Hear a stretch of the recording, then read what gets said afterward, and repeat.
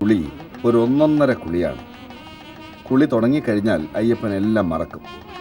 എത്ര മുങ്ങിത്താണാലും തലകുത്തി മറിഞ്ഞാലും മതിയാവില്ല. സലീഷിനും അതറിയാം. സമയം അല്പം നീണ്ടുപോയാലും അയാൾ കാക്കും. കുളിക്കട്ടെ, ഇവൻ കുളിച്ച് മതിക്കട്ടെ എന്ന് വിചാരിക്കും.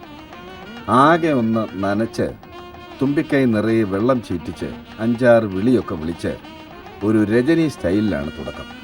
പിന്നെ ഒരു തകർക്കലാണ്. AR റഹ്മാൻ്റെ മ്യൂസിക് കൂടി ഉണ്ടെങ്കിൽ 2-3 മണിക്കൂർ കടന്നു പോകുന്നതറിയില്ല.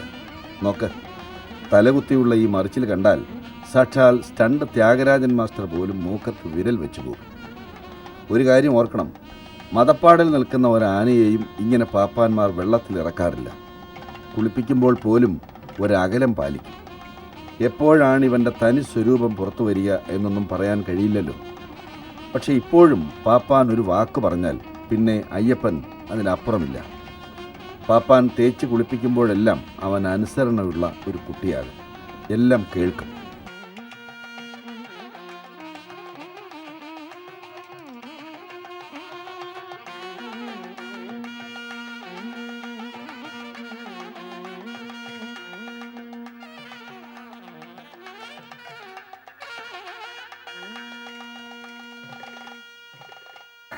ഉത്സവങ്ങൾക്ക് പോയി കഴിഞ്ഞാൽ കൂട്ടാനോട് അങ്ങനെ ശല്യമൊന്നുമില്ല. നീരിൽ ഒന്നാമനാഴ്ച കൈകാര്യം ചെയ്യാം. 4 കൊല്ലമായിട്ട് ഇപ്പോൾ ഞാൻ അങ്ങനെയാണ്. വേറെ അങ്ങനെ കുഴപ്പമൊന്നുമില്ല.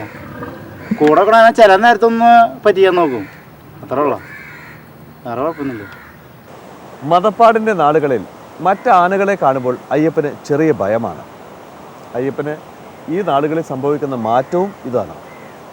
പക്ഷേ സ്നേഹത്തിൻ്റെ കാര്യത്തിൽ അല്പം സ്വാർത്ഥതയൊക്കെ അയ്യപ്പനുണ്ട്.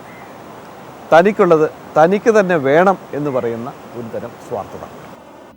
ഭർത്താവിൻ്റെ ഒരു ചെറിയ നോട്ടത്തിന് പോലും മാപ്പ് കൊടുക്കാത്ത സംശയാലുക്കളായ ഭാര്യമാരെ കണ്ടിട്ടില്ലേ?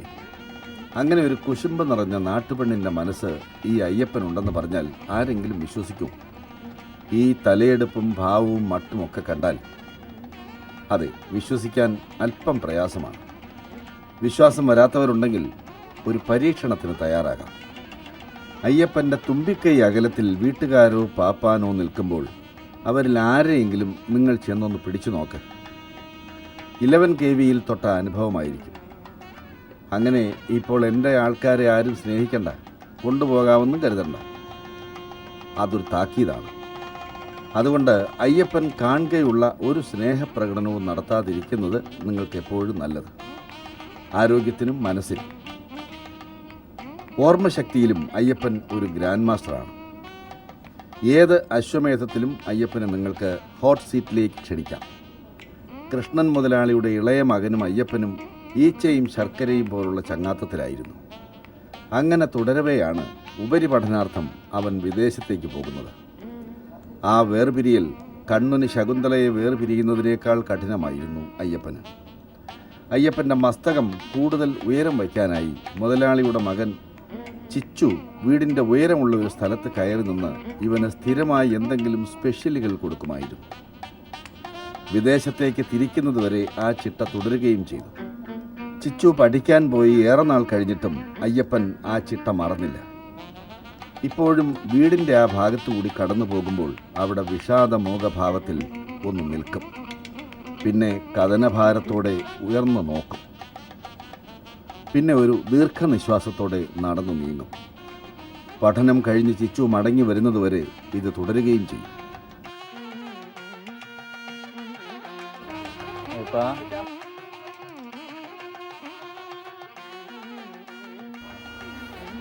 അയ്യപ്പനാണ് ഞങ്ങളുടെ മെയിൻ ആന. ഞങ്ങൾക്ക് എല്ലാവർക്കും വീട്ടിലെല്ലാവരുമായിട്ട് ഭയങ്കര താല്പര്യമാണ്. എല്ലാവരോടും എപ്പോഴും ഒരു സ്നേഹം കാണിക്കുന്ന ഒരു ആനയാണ് അയ്യപ്പൻ. പിന്നെ വെച്ചാൽ ഞാൻ അങ്ങനെ പുറത്ത് പഠിക്കാൻ പോയപ്പോഴാണ് അയ്യപ്പൻ വരുന്നത്. അപ്പോൾ ആദ്യമായിട്ട് ഞാൻ നാട്ടിൽ വരുമ്പോൾ അയ്യപ്പനെ കാണുമ്പോൾ 1 മാസത്തെ ഒരു ലീവിന് വന്നപ്പോഴാണ് അയ്യപ്പനെ കാണുന്നത് ആദ്യമായിട്ട്. പക്ഷേ ആ 1 മാസം കൊണ്ട് തന്നെ അയ്യപ്പൻ ഞങ്ങളുടെ കൂടെ ഭയങ്കരമായിട്ട് കമ്പനിയാവും. ഞാൻ പറഞ്ഞ കേൾക്കലും അങ്ങനെ വേറെ ഒരൊറ്റ ആന ഉണ്ടാവുന്നില്ല അതുപോലെ പെട്ടെന്ന് കമ്പനിയാവില്ല. അപ്പോൾ അയ്യപ്പനായിട്ട് അങ്ങനെ കമ്പനിയായപ്പോൾ പിന്നെ അങ്ങനെ ഒരു പ്രത്യേക സ്നേഹമാണ് കാണിക്കില്ല എപ്പോഴും അയ്യപ്പൻ്റെ. അതായത് പിന്നെ ഇവനൊക്കെ ഒരു ദിവസം കാണാണ്ടിരിക്കുകയാണെങ്കിൽ ഒരു വിഷമം തന്നെയാണ് എപ്പോഴും. മറ്റുള്ള ആനകളെ വിട്ട് നോക്കുമ്പോൾ ഒരു പ്രത്യേക ഒരു വിഷമം എൻ്റെ അടുത്ത് എപ്പോഴും തോന്നിക്കും.